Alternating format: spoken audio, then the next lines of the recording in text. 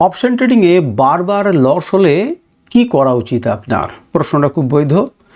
বারবার যদি আপনার অপশন ট্রেডিংয়ে লস হয়, অর্থাৎ ওভারঅল লস হয়, আপনি কোনো দিন ভালো ট্রেড নিচ্ছেন, কোনো দিন ঠিকঠাক আছে, আবার কোনো দিন বড় লস করে ফেলছেন এবং যা যা প্রফিট ইনকাম করলেন তা আপনি হারিয়ে ফেললেন।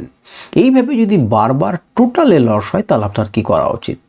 প্রথম যে জিনিসটা করা উচিত, আপনি প্রত্যেকটা ট্রেডকে বিচার করুন এবং দেখুন যে সব ট্রেডে আপনার কি লট সাইজ একই থাকছে। আপনি কি লট সাইজ একই রাখছেন বা লট সাইজ উপরে নিচে করছেন কিনা, প্রথম যেটা আপনার দেখা উচিত সেটি হচ্ছে এটা।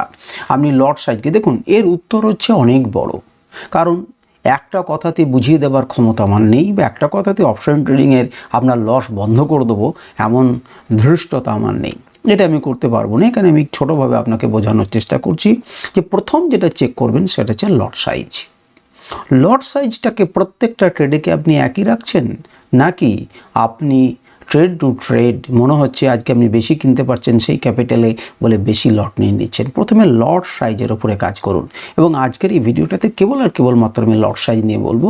পরেরটা কি করা উচিত, লট সাইজ দেখার পর আমার কি সাইকোলজি চেঞ্জ করা উচিত সেটা পর আলোচনা হবে।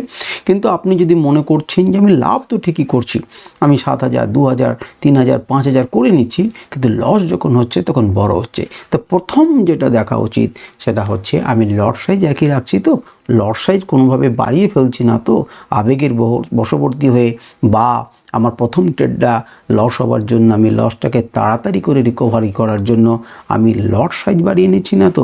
এইটা কিন্তু প্রথম আপনার দেখা উচিত। এবং আপনি দেখুন, দেখে যদি মনে হয় যে হ্যাঁ আমি লট সাইজ ইনক্রিজ করছি, তাহলে লট সাইজটাকে ফিক্স করুন। আর যদি বলেন যে না আমি লট সাইজটাকে একই রাখছি, তা সত্ত্বেও কিন্তু আমি কিছুটা লাভ করছি, কিছু লোকসান করছি, তাহলে কমেন্টে করুন। আমি পরের কোনো একটা ভিডিওতে এই বিষয় নিয়ে আলোচনা করব।